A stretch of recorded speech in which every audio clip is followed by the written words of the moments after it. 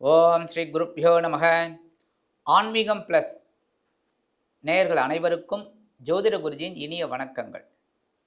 பார்வதி பரமேஸ்வரால் துணையோடும் நவ கிரகங்களின் நல்லாசியோடும் இந்த பதிவை ஆரம்பிக்கிறோம்.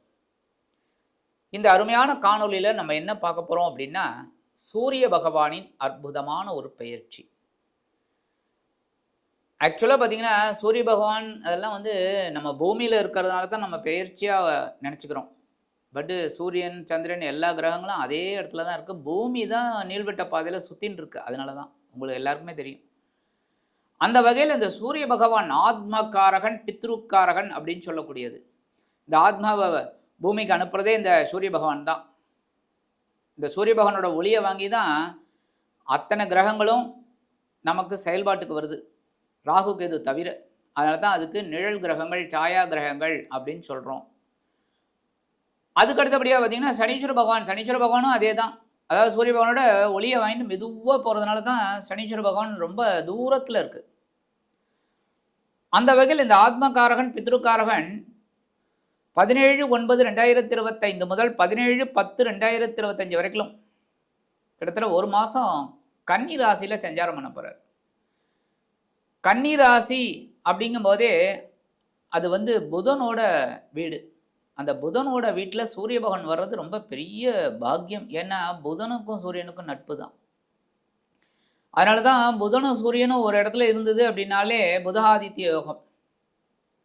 ஒரு குழந்தை பிறக்கும்போது அந்த இது இருந்தனால யோகம், சின்ன சின்ன டிகிரி வித்தியாசம் இருந்தால் கூட அந்த யோகம் கண்டிப்பாக அந்த குழந்தைக்கு கிடைக்கும். இந்த சூரிய பகவான் சிம்ம ராசிக்கு அதிபதி. அதே சமயம் கிருத்திகை, உத்திரம், உத்திராடம் இந்த 3 நட்சத்திரத்துக்கும் இவர் தான் அதிபதி. அந்த வகையில் இந்த சூரிய பகவான் கன்னிராசியில் இருந்துக்கிட்டு அற்புதமான பலன்களை கொடுக்க போகிறார். கன்னிராசி அப்படிங்கும்போது புரட்டாசி மாதம். ஆக்சுவலாக புரட்டாசி அப்படின்னாலே டக்குன்னு நமக்கு ஞாபகம் வருது பெருமாள் தான், வைஷ்ணவ சம்பிரதாயம் தான். திருப்பதியிலையும் நல்ல பிரம்மோற்சவம் அதெல்லாம் நடக்கும். ஆனால் இதே இடத்துல பார்த்தீங்கன்னா இதுக்கு பேர் ஷடசீதி புண்ணிய காலம். அது சிவபெருமானுக்கு உகந்தது. ஏன்னா சூரியன் அப்படின்னாலே சிவபெருமான். ஸோ இந்த சூரிய பகவான் கன்னிராசிக்கு வரும்போது அதி அற்புதமான பலன்களை கண்டிப்பாக கொடுப்பார். இது ஆக்சுவலாக பார்த்தீங்கன்னா தட்சிணாயன புண்ணிய காலம். தட்சிணாயனம் ஆரம்பிச்சுடுத்து. இந்த சூரிய பகவான் 17/9/2025 முதல் 27/9/2025 அவரோட சொந்த நட்சத்திரமான உத்திர நட்சத்திர காலில் சஞ்சாரம் பண்றார். 28/9/2025 முதல் 9/10/2025 வரைக்கும் இந்த சூரிய பகவான் சந்திர பகவானின் ஹஸ்தம் நட்சத்திரத்தில் டிராவல் பண்றார். அதுக்கு அடுத்தபடியாக 10/10/2025 முதல் 17/10/2025 வரைக்கும் செவ்வாய் பகவானின் மிருகசிருஷ நட்சத்திர காலில் சஞ்சாரம் பண்றார். இது ஆக்சுவலாக பார்த்தீங்கன்னா எல்லாமே ஏ டீம். சூரிய பகவான் அவரோட சொந்த நட்சத்திரம், அடுத்தது சந்திர பகவானின் ஹஸ்தம், அடுத்தபடியாக செவ்வாயோட மிருகசிருஷம். இந்த ஒரு மாதம் கன்னி ராசியில் இந்த சூரிய பகவான் சஞ்சாரம் பண்ணி அதி அற்புதமான பலன்களை நமக்கு கொடுக்க போகிறார். இந்த பதிவுக்கு போகிறதுக்கு முன்னாடி சப்ஸ்கிரைப் பண்ண அனைத்து இனிய நெஞ்சங்களுக்கும் எங்களது நன்றிகள், வாழ்த்துக்கள், ஆசீர்வாதங்கள். அதே சமயம் சப்ஸ்கிரைப் பண்ணிக்கங்க. அப்போ தான் நாங்கள் போடுற ஒவ்வொரு நிகழ்ச்சியும் உங்களுக்கு டக்கு டக்குன்னு கிடைக்கும். லைக் பண்ணுங்கள், கமெண்ட் பண்ணுங்கள், ஷேர் பண்ணுங்கள். இப்போ இந்த பதிவுக்கு போகலாமா? எனது அன்பான விருச்சிக ராசி நேயர்களே, இந்த அருமையான பதிவில் நம்ம என்ன பார்க்க போகிறோம் அப்படின்னா, சூரிய பகவானின் அற்புதமான ஒரு பேச்சு. உங்களுக்கு சூரிய பகவான் உண்மையிலேயே அற்புதம். ஏன்னா ஜீவனாதிபதி. உங்களை ஜீவனத்தை அப்படியே பிடிச்சுன்னு வைக்கிறதே அவர் தான். ஜீவன் அப்படின்னா உயிர். இந்த உயிருக்கு ஆதாரம் என்ன? வருமானம், தொழில், உத்தியோகம், அதன் மூலமாக வரக்கூடிய வருமானம். அதனால தான் ஜீவனம். அந்த ஜீவனாதிபதி சூரிய பகவான் உங்களுக்கு கிடைச்சது பெரிய பாக்கியம். ஜீவனாதிபதி சூரிய பகவான் இது வரைக்கும் எங்கே இருந்தாலும் ஜீவனஸ்தானத்தில் இருந்தார். சரி, உத்தியோகத்தில் பெரிய ஒரு இது பண்ணிட்டாரா? இல்லை. சரி, தொழில் வியாபாரம் பரவாயில்லையா? சரி பரவாயில்ல, ஏதோ ஓரளவுக்கு பரவாயில்லை அப்படிங்கிற மாதிரிலாம் போச்சு. ஏன்னா கூடவே கேது உட்காந்துருந்தார். அதனால் உங்களுக்கு ஜீவனத்தில் ஒரு பாயிண்ட் கிடைச்சது. இப்படி பண்ணினா தப்பு, இப்படி பண்ணினா கரெக்டு அப்படிங்கிற ஒரு தாட் உங்களுக்கு கிடைச்சது. அது பெரிய பாக்கியம் இல்லை? எப்போவுமே இந்த அனுபவம் கிடைச்சாதான் பெரிய விஷயம். நிறைய அனுபவத்தை கற்றுக்கிட்டீங்க. அந்த வகையில் இந்த ஜீவனஸ்தானத்தை விட்டு விலகிறது ரொம்ப விசேஷம். எங்கே வர போகிறார்? லாபஸ்தானத்துக்கு வர்றார். 3, 6, 10, 11 ஆகிய இடங்கள் உபஜயஸ்தானங்கள். அதில் இந்த 10ஆம் இடம் அதி அற்புதமான ஒரு 11ஆம் இடம் அதி அற்புதமான ஒரு இடம். லாபம் வரக்கூடிய ஒரு இடம். லாபம் அப்படின்னா என்ன? உத்தியோகத்தில் என்ன லாபம்? உயர்வுகள். ரொம்ப நாளாக எதிர்பார்த்து இந்த அரசாங்கத்துறையில் எதிர்பார்த்துருக்கள் பாருங்க, பதவி உயர்வு, சம்பள உயர்வு, இதெல்லாம் என்னடா ஒன்றும் அமையவே இல்லையே அப்படின்னு நினைக்கும்போது டக்குன்னு உங்களுக்கு அந்த பதவி உயர்வுலாம் கிடைக்கும். அதேமாரி சம்பளம் ரொம்ப நாளாக இன்க்ரிமெண்ட் வரல, டக்குன்னு வரத்துக்கு வாய்ப்பு இருக்குது. சரி இப்போ போட்டுடலாம் அப்படிங்கிற மாதிரி. அதேமாதிரி தொழில் வியாபாரமும் ரொம்ப அற்புதமாக இருக்கும். ஒவ்வொரு விஷயத்துலையும் ஒரு தெளிவு கிடைக்கும். இது வரைக்கும் கொஞ்சம் பரவாயில்லன்னு தட்டி பண்ணால் இப்போ ஒரு புதிய உத்வேகத்தோடு போகக்கூடிய ஒரு வாய்ப்பு உங்களுக்கு கண்டிப்பாக கிடைக்கும். ஏன்னா ஜீவனாதிபதி லாபஸ்தானத்துக்கு வர்றார். அப்போ ஒரு பெரிய முன்னேற்றத்தை கொடுக்க போகிறார். அதேமாதிரி குடும்பத்தில் இந்த குழப்பங்கள்லாம் குறையும். ஒவ்வொரு விஷயத்துலையும் உங்களுக்கு ஒரு பெரிய தெளிவு கிடைக்கும். சுபகாரிய பேச்சுக்கள் முடிவுக்கு வரும். அதேமாதிரி வீடு, மனை, வாகனம் ஏதாவது ஒன்று வாங்கணும்னு நீங்கள் ஒரு பிளான் பண்ணியிருந்தீங்கன்னா அந்த இது நல்ல ஒர்க் அவுட் ஆகும். கண்டிப்பாக ஒரு சின்ன மனையாவது வாங்கி போட்டுருவீங்க, அப்பாடா நம்ம பேரில் இருக்கட்டும் அப்படின்னு. முதல்ல வரக்கூடிய ஒரு 11 நாட்கள் இந்த சூரிய பகவான் என்ன பண்ண போகிறாருன்னா அவரோட சொந்த நட்சத்திரமான உத்திரம் நட்சத்திர காலில் வரார்.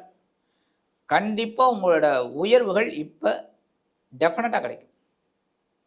ரொம்ப நாளாக எதிர்பார்த்த அந்த உயர்வுகள் இந்த காலகட்டத்தில் உங்களுக்கு கண்டிப்பாக கிடைக்கும். புதுசாக வேலை தேடுறீங்களா? நல்ல வேலை வாய்ப்பு கிடைக்கும். ஏன்னா ஜீவனத்துக்கு என்னென்ன முக்கியமானதெல்லாம் எல்லாம் கிடைக்கும் உங்களுக்கு. தொழில், சொந்த தொழில், கூட்டு தொழில், அதில் எல்லாம் இருக்கிறவாளுக்கெல்லாம் ஒரு முன்னேற்றம். முக்கியமாக இந்த குடும்பத்தில் இருந்த குழப்பங்கள் கொஞ்சம் குறையுங்க. பரபரப்பு குறையும். பரபரப்பாக ஓடிக்கிட்டு இருந்தீங்க, அந்த பரபரப்பு கொஞ்சம் குறையும். நீங்கள் எடுக்கிற காரியங்கள் உங்களுக்கு ஓரளவுக்கு சிறப்பான ஒரு பலன்களாக கண்டிப்பாக கொடுக்கும். அடுத்து வரக்கூடிய 12 நாட்கள் அதி அற்புதம். ஏன் அப்படின்னா உங்களோட பாக்யாதிபதி சந்திர பகவானின் அஸ்தம் நட்சத்திர காலில் வர. பாக்யாதிபதி அப்படின்னாலே என்ன? நம்மளோட பாக்கியத்தை அனுபவிக்கக்கூடிய ஒரு அந்த இடத்துல இருக்கக்கூடியவர் யார்? சந்திர பகவான் உங்களுக்கு பாக்யாதிபதி. சாதாரண விருச்சிக ராசி அன்பர்கள் திருமணமாகி சந்நியாச வாழ்க்கையை வாழ்வீர்கள். ஏன் அப்படின்னா எல்லாமே உங்களுக்கு எப்படிப்பட்ட ஒரு இதுன்னா பற்றோடு பற்றற்று இரு அப்படிங்கிற தத்துவம். எல்லாத்துலேயும் ஆசை இருக்கும், ஆனால் அனுபவம் உங்களுக்கு ஒரு பெரிய மகான் மாதிரி பேச வைக்கும். அனுபவம் தான். இதெல்லாம் வாழ்க்கை இல்லைடா அப்படின்னு. அந்த வகையில் இந்த சந்திர பகவான் நட்சத்திர சாரமான அஸ்த நட்சத்திரத்தில் வரக்கூடிய காலகட்டம் அப்படிங்கும் போதே உங்களுக்கு ஒரு பெரிய முன்னேற்றமான பலன்கள் கண்டிப்பாக கிடைக்கும். ஏன்னா லாபஸ்தானத்தில் இருக்கக்கூடிய இந்த சூரிய பகவான் ஒரு பெரிய மாற்றத்தை உங்களுக்கு கொடுப்பார். அதேமாரி எடுக்கிற காரியங்களையும் ஒரு தெளிவு கொடுப்பார். அறிவு விருத்தி அடையும். படிக்கிற குழந்தைகளுக்கெல்லாம் நல்ல அறிவு விருத்தி அடையும். அறிவு விருத்தி அடைஞ்சால் தான் நல்ல மதிப்பெண்கள் வாங்கலாம். அடுத்து வரக்கூடிய 8 நாட்கள் அதி அற்புதமான ஒரு நாட்கள். ஏன் அப்படின்னா உங்களோட ராசிநாதனும் பகைரோட ரோகாதிபதியுமான செவ்வாய் பகவானின் சித்திரை நட்சத்திர காலில் டிராவல் பண்ணுறார். முக்கியமாக எழுதி வச்சுக்கோங்க, இந்த காலகட்டத்தில் உங்களோட உடல் ஆரோக்கியம் சிறப்படையும். கண்டிப்பாக மருத்துவ செலவுகள் குறையுங்க. எவ்வளோ லிஸ்ட்டு போட்டு வச்சுருக்கீங்க எல்லாம் குறையும். அப்படியே சூப்பராக உங்களுக்கு உடல் ஆரோக்கியம் ரொம்ப நல்லா இருக்கும். ஆமாம், இப்போ நீங்கள் தெளிவாக யோசிப்பீங்க, மாற்றி யோசிக்க மாட்டீங்க, தெளிவாக யோசிப்பீங்க. இப்படித்தான் அப்படின்னு அற்புதமாக இருக்கும். அடுத்தபடியாக பகைமை, உத்தியோகத்தில் அந்த பகைமை. ஏன்னா தன்னம்பிக்கை அதிகமானாலே உங்கள் வேலைகளை நீங்கள் செய்கிறதுனாலே இந்த மறைமுக எதிர்ப்புகள் எல்லாம் அடி தூள் கிளப்பி போய்கிட்டே இருப்பீங்க. இந்த நேரத்தில் ஒரு வருமானம் எக்கச்சக்கமாக வர்றதுனால எதிர்பாராத சில வருமானங்கள்லாம் வரும். அந்த உயர்வுகள், இன்சென்டிவ், அரியர்ஸ் அதெல்லாம் வரதுனால கடன் சுமை குறையும். உடல் ஆரோக்கியம் நல்லபடியாக இருக்கும். சரி, பரிகாரமாக என்ன பண்ணினா ரொம்ப விசேஷம் அப்படின்னா சூரிய வழிபாடு கண்டிப்பாக பண்ணணும். எப்போவுமே டெய்லி பண்ணுங்கள். அது இல்லாமல் ஞாயிற்றுக்கிழமை காலையில் 6லிருந்து 7 கண்டிப்பாக நவகிரக தரிசனம் பண்ணணும். நவகிரக தரிசனம் நேராக போயிட்டு நவகிரகங்களுக்கு 9 சுற்றுக்கள். நிறைய பேர் கேட்குறீங்க 7 சுற்று பிரதட்சணமாகவும் 2 சுத்துக்கள் அப்பிரதட்சணமாக பண்ணணும் அப்படின்னு. கண்டிப்பாக கிடையாதுங்க. 9 சுத்துமே பிரதட்சணம் தான் பண்ணணும். இப்படித்தான் வரணும். இந்த பக்கம் இப்படி வரக்கூடாது. கிரகங்கள் நம்ம ராகுக்கு இது கிடையாது. சூரியனை இப்படி ரிவர்ஸில் சுற்றுது அப்படின்னு அதெல்லாம் கிடையாது. நம்ம எப்போவுமே 9 சுத்தும் அப்படியே ஒரே மாதிரி பிரதட்சணம் தான் வரணும். ஆக இந்த நவக்கிரக பிரதர்ஷனம் பண்ணினீங்கனாலே உங்களுக்கு வாழ்க்கையில் ஒரு சிறப்பான மாற்றங்கள் கண்டிப்பாக கிடைக்கும். ஆக இந்த ஜீவனாதிபதி உங்கள் லாபஸ்தானத்தில் அமர்ந்து அதி அற்புதமான ஒரு முன்னேற்றமான பலன்களை கண்டிப்பாக கொடுப்பார் என்று கூறி விடைபெறுகிறேன். நன்றி, வணக்கம். மீண்டும் ஒரு அருமையான பதிவில் நான் உங்களை மனமகிழ்ச்சியோடு சந்திக்கிறேன். வாழ்த்துக்கள். வாழ்க வளமுடன்.